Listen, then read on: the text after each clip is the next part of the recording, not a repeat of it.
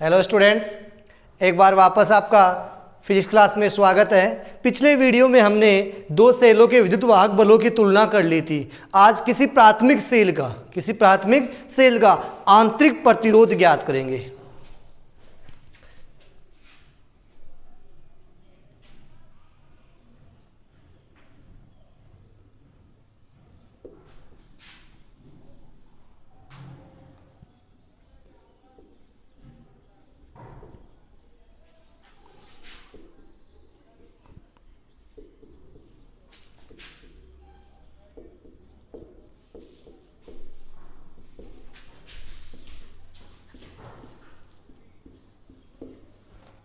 विभव मापी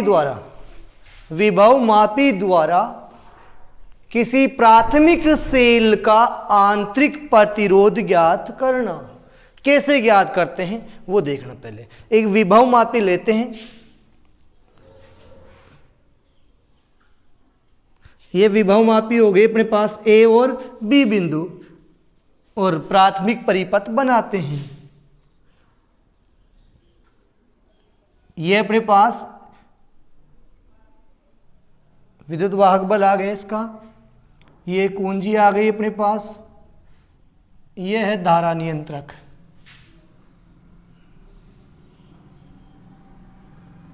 RH, ये कुंजी K। ये है प्राथमिक परिपथ। क्या है ये? प्राथमिक परिपथ। अब अपने पास द्वितीयक परिपथ बनाते हैं, जिसके अपने पास क्या करेंगे? विद्युत वाहक बल ज्ञात करना है अपने को। देखना पहले, यह अपने पास सेल है। कौन सा? प्राथमिक सेल, जिसका विद्युत वाहक बल, इसका तो EP कर देता हूं और इसका E कर देता हूं। कुछ भी दिक्कत नहीं है, कोई सब कर दो। अब इसमें क्या करते हैं? धारा मापी लगाते हैं और धारा मापी से जोड़ते हैं विसर्पी कुंजी J। क्या जोड़ते हैं? J। अब एक RB और एक कुंजी K2 जोड़ देते हैं। ये हो गया द्वितीयक परिपथ। क्या हो गया? द्वितीयक परिपथ। क्या करते हैं? प्राथमिक परिपथ में एक सेल, एक कुंजी व धारा नियंत्रक लेके प्राथमिक परिपथ बनाते हैं, तथा जिस सेल का आंतरिक प्रतिरोध ज्ञात करना है, उसके धन सिरे को विभव मापी के A बिंदु पर जोड़ देते हैं। किस पर? A बिंदु पर जोड़ देते हैं। जोड़ दिया। तथा ऋण सिरे को एक धारा मापी से जोड़ देते हैं, तथा धारा मापी का एक सिरा विसर्पी कुंजी से जोड़ देते हैं। जैसे मान लो ये L1 आ जाएगी और L2 बाद में और देख लेंगे इसमें अपने पास।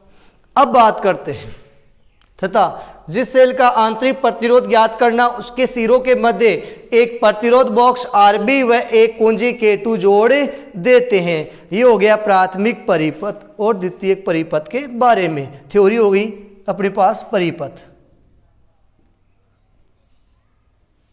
की थ्योरी हो गई। कैसे लिखोगे? विभव मापी के बिंदु A व B के मध्य एक सेल, EP, एक कुंजी व एक धारा नियंत्रक जोड़कर प्राथमिक परिपथ बनाते हैं।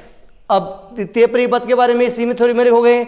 जिस सेल का आंतरिक प्रतिरोध ज्ञात करना, उसके धन सिरे को विभव मापी के A सिरे से जोड़ देते हैं, तथा उसके ऋण सिरे से एक धारा मापी व धारा मापी एक सिरे से विसर्पी कुंजी जोड़ देते हैं। तथा जिस सेल का आंतरिक प्रतिरोध ज्ञात करना, उसके सिरों के मध्य एक प्रतिरोध बॉक्स व एक कुंजी K2 जोड़ देते हैं। अब अपने पास ये तो हो गई इसकी परिपथ के बारे में। अब बात करेंगे कार्यविधि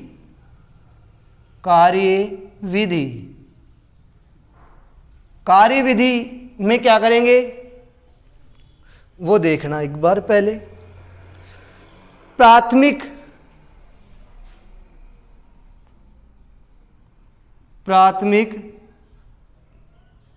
परिपथ में कुंजी के लगाकर परिपथ को पूर्ण करते हैं। प्राथमिक परिपथ में कुंजी के को लगाकर प्राथमिक परिपथ को क्या कर लेते हैं, पूर्ण कर लेते हैं। अब क्या करते हैं,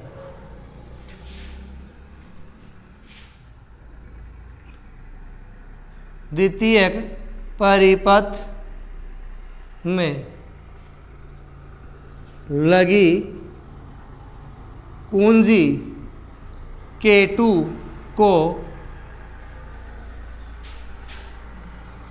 निकाल लेते हैं। इस स्थिति में सेल खुले परिपथ में होगा। आई बात समझ में? कुंजी के को लगा दिया, K2 को निकाल लिया, यानी ये नहीं जुड़ा हुआ है। इस स्थिति में क्या है, सेल खुले परिपथ में। सेल क्या है, खुले परिपथ में, यानी इस परिपथ का कोई मतलब नहीं है। अब क्या करते हैं, विभव मापी के तार AB पर विसर्पी कुंजी को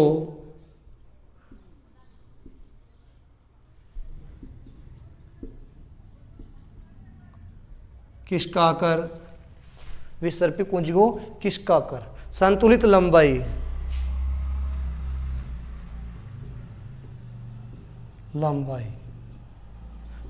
L1 ज्ञात कर लेते हैं। संतुलित लंबाई कब आएगी, जब धारामापी में विक्षेप कितना होगा, शून्य होगा। जब धारामापी में विक्षेप कितना होगा, शून्य होगा। तो अपने पास E बराबर क्या हो गया, XL1। इक्वेशन नंबर 1 प्राप्त होगी अपने पास। अब क्या करते हैं वो देखो, कुंजी K2 को लगाते हैं। अब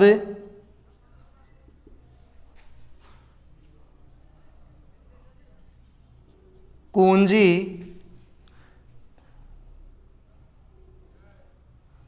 K2 को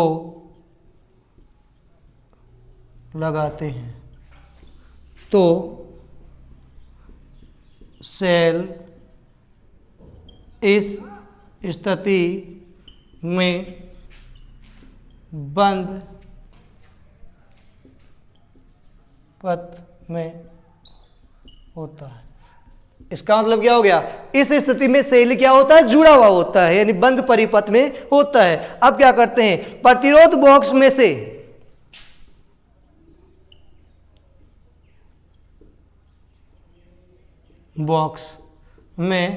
से उचित मान का प्रतिरोध R निकाल लेते हैं।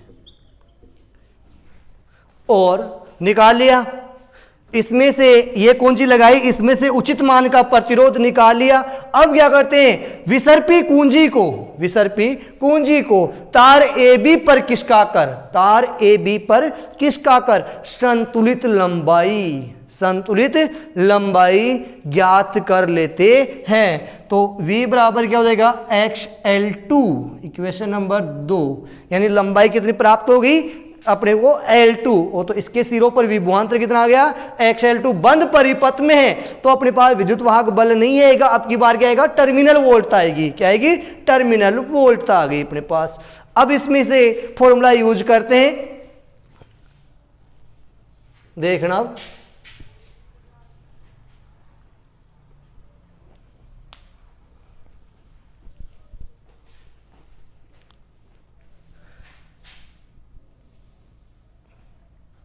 सेल के विद्युत वाहक बल, सेल के विद्युत वाहक बल व टर्मिनल वोल्टता में संबंध जो हम पहले पढ़ चुके हैं वो क्या होता है अपने पास, E बराबर V प्लस आई आर। ये अपने पास फॉर्मूला पहले से हम पढ़ चुके हैं। तो यहां से स्मॉल r की वैल्यू ज्ञात करनी है, तो क्या करेंगे, आई आर का ट्रांसफर करेंगे, इधर ले आएंगे, यानी से इधर को इधर रख लेंगे और इसको ट्रांसफर करेंगे ई की तरफ, तो ई माइनस वी क्योंकि नेगेटिव हो जाएगा, आर बराबर E minus V upon I. अब बात करते हैं आई की वैल्यू। आई बराबर अपने पास क्या होता है, ओम के नियम से V बराबर क्या होता है, आई आर। V बराबर क्या होता है, आई आर। तो I बराबर क्या हो गया, V अपॉन आर, जो यहां पे वैल्यू पुट कर देंगे हम, तो क्या हो जाएगा, R बराबर E minus V upon R, तो E minus V upon V into R. ये हम पहले भी पढ़ चुके हैं सेल का आंतरिक प्रतिरोध ज्ञात करने के लिए।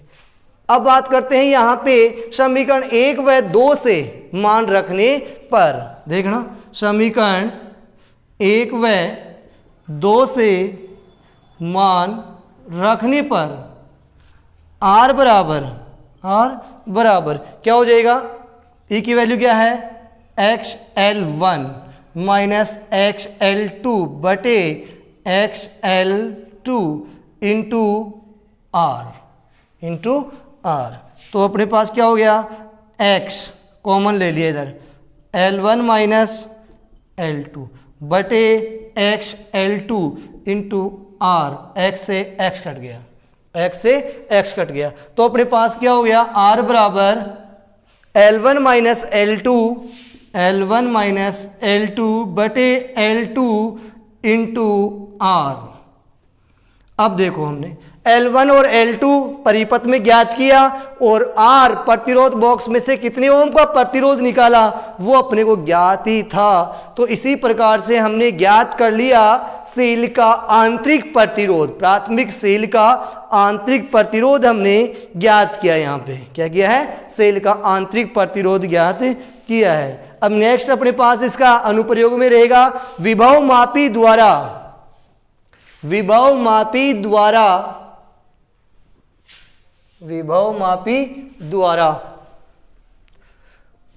अल्प प्रतिरोध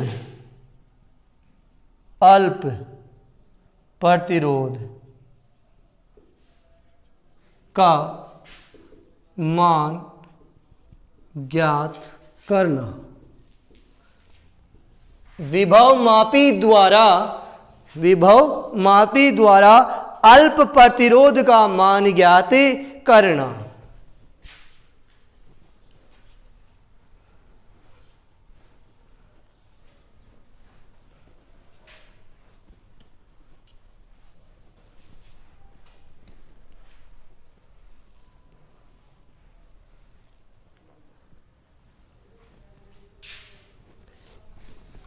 इसके लिए भी परिपथ देखना, प्राथमिक परिपथ होता है वो सबके लिए कॉमन होता है। ये लो अपने पास सेल लिया ए पे, पॉजिटिव नेगेटिव, एक कुंजी जोड़ दी के, एक अपने ने धारा नियंत्रक जोड़ दिया RH।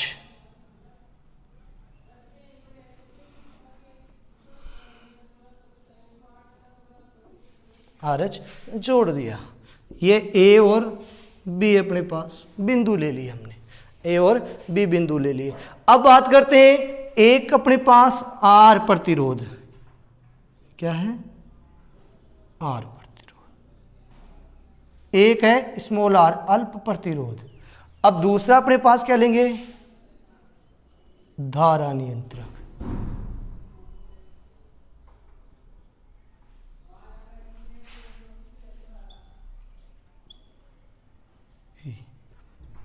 और ये लो कुंजी लगा दी।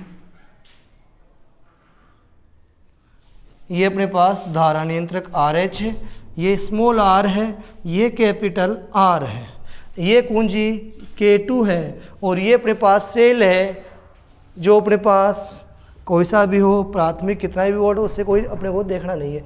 अपने को मतलब है स्मॉल r ज्ञात करने के लिए। तो स्मॉल r ज्ञात करने के लिए हमें एक द्विमार्गी कुंजी की आवश्यकता होगी। x y z एक जोड़ देते हैं धारामापी। क्या जोड़ देते हैं? धारामापी। धारामापी से एक जोड़ देते हैं विसर्पी कुंजी। धारामापी से एक जोड़ते हैं विसर्पी कुंजी J। अब इसके डायग्राम के बारे में एक बार थोड़ा सा सुन लेना आप।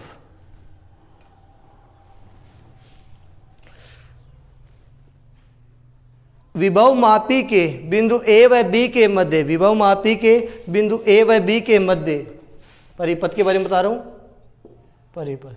विभव मापी के बिंदु A व B के मध्य एक सेल, एक कुंजी व एक धारा नियंत्रक जोड़ देते हैं। इस प्रकार प्राथमिक परिपथ बनाते हैं। ये प्राथमिक परिपथ के बारे में हो गया। अब बात करते हैं द्वितीयक परिपथ में। एक प्रतिरोध R, एक अल्प प्रतिरोध जिसका मान ज्ञात करना है स्मॉल r, धारा नियंत्रक व कुंजी K2 व सेल E को श्रेणी क्रम में जोड़ देते हैं तथा सेल के धन सिरे को बिंदु A से जोड़ देते हैं। ये तो सारे किस में आ गए? श्रेणी क्रम में। किस में आ गए? श्रेणी क्रम में। और इसका धन सिरा किससे जोड़ दिया? बिंदु A से जोड़ देते हैं। अब बात करते हैं स्मॉल r के दोनों सिरों के मध्य, स्मॉल r के दोनों सिरों के मध्य एक द्विमार्गी कुंजी जोड़ देते हैं। द्विमार्गी कुंजी जोड़ देते हैं तो द्विमार्गी कुंजी से एक धारामापी जोड़ देते हैं और धारामापी के एक सिरे से, धारामापी के एक सिरे से क्या करते हैं? अपने पास विसर्पी कुंजी जोड़ देते हैं। ये परिपथ के बारे में हो गया अपना। तो परिपथ के बारे में आपको याद करने की कोई आवश्यकता नहीं, डायग्राम याद है तो थ्योरी अपने आप याद हो जाएगी। ये सब में कॉमन है, ये अपने पास डिफरेंट हुआ है। सारे के सारे कौन से क्रम में है? श्रेणी क्रम में। और इसके पॉजिटिव सिरे को ए बिंदु से जोड़ दिया और स्मॉल r के दोनों सिरों पर एक द्विमार्गी कुंजी जोड़ दी। द्विमार्गी कुंजी के एक सिरे से अपने पास क्या कर दिया? धारामापी जोड़ दी। धारामापी के एक सिरे से विसर्पी कुंजी जोड़ दी। अब क्या करते हैं? कार्यविधि। कार्य विधि।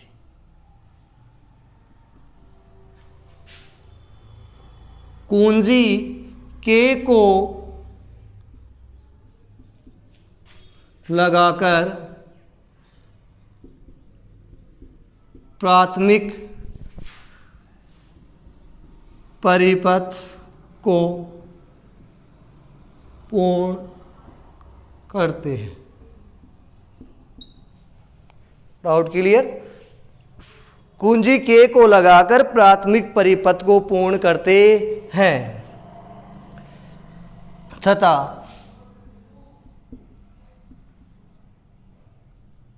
K2 कुंजी लगाकर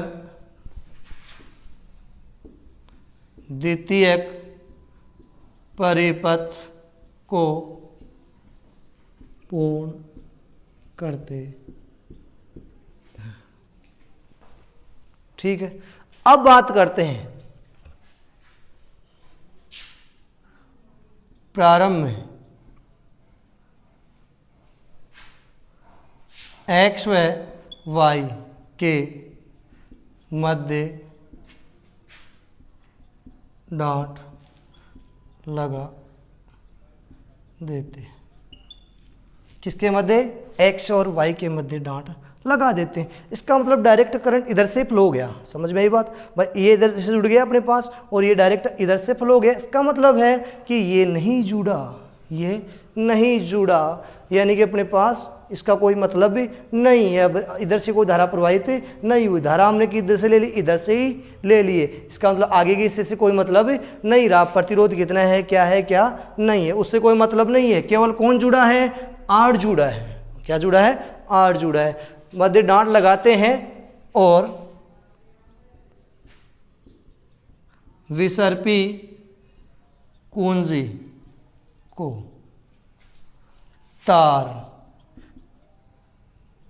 AB पर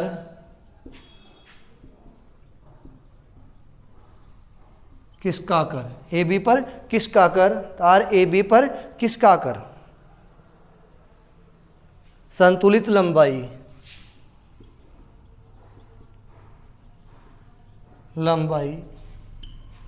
L1 ज्ञात करते हैं। समझ में आई बात? क्या करते हैं? तार AB पर खिसकाकर संतुलित लंबाई कितनी ज्ञात कर लेते हैं? L1 ज्ञात कर लेते हैं। तो R के सिरों पर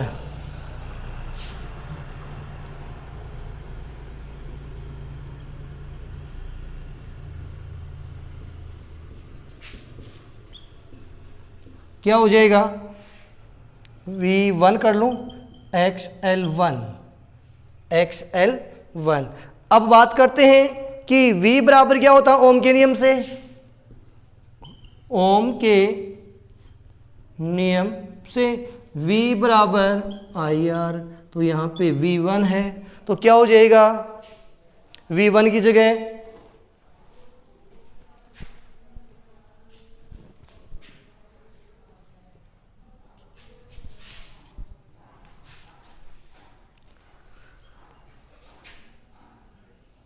IR, V1 की जगह क्या हो गया? IR बराबर XL1। इक्वेशन नंबर 1 होगी। अब क्या करते हैं दूसरी स्थिति में, वो देखना एक बार। अब क्या करते हैं? X Y के मध्य से डांट निकालकर, एक्स वाई के मध्य से डांट निकालकर वाई जेड के मध्य लगा देते हैं। वाई जेड के मध्य लगा देते हैं। किसके मध्य लगा दी? वाई जेड के मध्य लगा दी। तो अब की बार पहले धारा यहां से मिल रही थी इसको, अब की बार कहां से मिल रही है? इधर से मिल रही है। तो ये कौन से क्रम में जुड़ गए? श्रेणी क्रम में, जिससे कैपिटल आर व स्मॉल आर श्रेणी क्रम में जुड़ जाते हैं। कौन से क्रम में जुड़ जाते हैं? श्रेणी क्रम में जुड़ जाते हैं। और विसर्पी कुंजी को तार AB पर खिसका कर, तार AB पर खिसका कर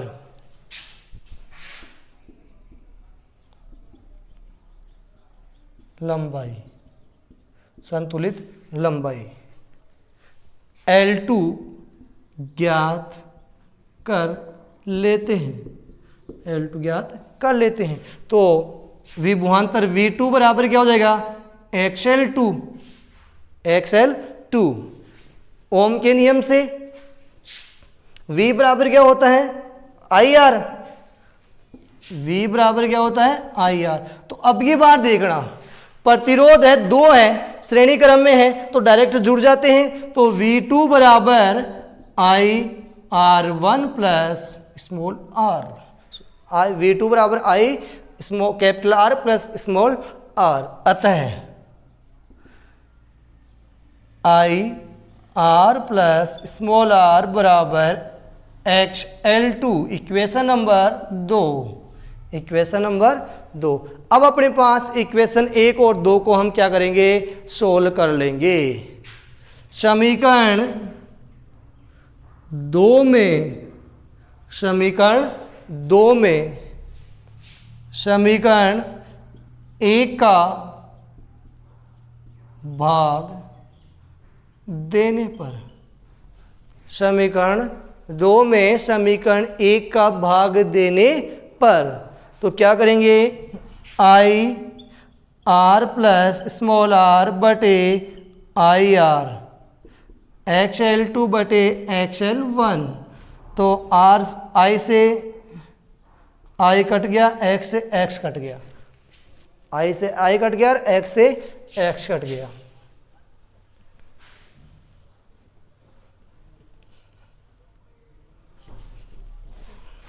तो इधर देखना अब capital R plus small R, capital R plus small R बटे कैपिटल आर बराबर L2 बटे L1, L2 बटे L1। तो क्या हो जाएगा देखना, R बटे R अलग अलग कर लूँ प्लस स्मॉल आर बटे कैपिटल आर, स्मॉल आर बटे कैपिटल आर बराबर L2 बटे L1, L2 बटे L1।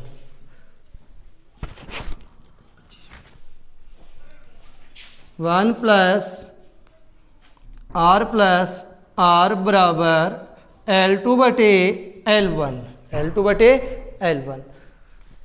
अब देखते हैं इसमें कि 1 का ट्रांसफर करते हैं, 1 का इधर ट्रांसफर कर देते हैं। R बटे R अपनी जगह रहेगा, L2 बटे L1 माइनस 1, L2 बटे L1 माइनस 1। तो R बटे R बराबर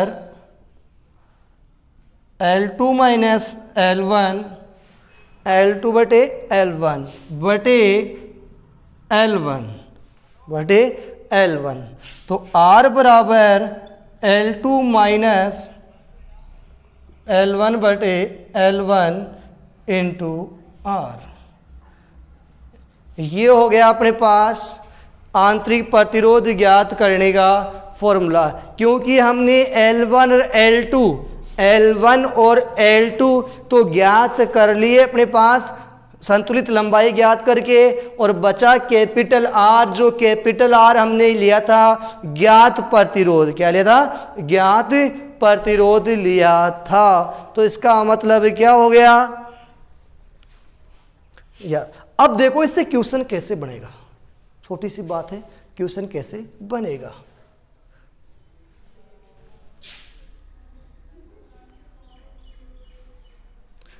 विभव मापी के द्वितीयक परिपथ में 1 ओम का प्रतिरोध जुड़ा है, 1 ओम का प्रतिरोध जुड़ा है। कितने ओम का जुड़ा है? 1 ओम का प्रतिरोध जुड़ा है। R बराबर 1 ओम का प्रतिरोध जुड़ा है। तब संतुलित लंबाई L1 650 सेमी, 650 सेमी प्राप्त होती है। कितनी होती है? 650 सेमी प्राप्त होती है। बात क्लियर? जब उसके साथ एक अल्प प्रतिरोध जोड़ देते हैं, जब इसके साथ एक अल्प प्रतिरोध जोड़ देते हैं, तब लंबाई 700 सेमी हो जाती है। तो अल्प प्रतिरोध का मान ज्ञात कीजिए, अल्प प्रतिरोध का मान ज्ञात कीजिए। समझ में आया? पहले अपने पास द्वितीयक परिपथ में 1 ओम का प्रतिरोध जुड़ा हुआ था, तब कितनी प्राप्त हुई? 650। अब अपने पास कोई अल्प प्रतिरोध जोड़ दिया तो कितनी प्राप्त हो गई? 700। तो उस अल्प प्रतिरोध का मान क्या होगा? तो स्मॉल r बराबर होता है L2 माइनस L1 बटे L1 इंटू R। तो L2 कितना? 700 माइनस 650 बटे 650 इंटू 1। तो ये 650 यानी 50 बटे 65 इंटू कट गया 13 पंजे 65 ओम, यानी कि 1/13 ओम आ गया अपने पास, अल्प प्रतिरोध हो गया। इसी प्रकार विभव मापी के 2 अनुप्रयोग और कंप्लीट हुए। 2 अनुप्रयोग पहले पढ़ लिए थे, अब बच गए 2 अनुप्रयोग और, जो हम पढ़ेंगे नेक्स्ट वीडियो में। ठीक है, इस वीडियो में 2 अनुप्रयोग कंप्लीट हुए आपके।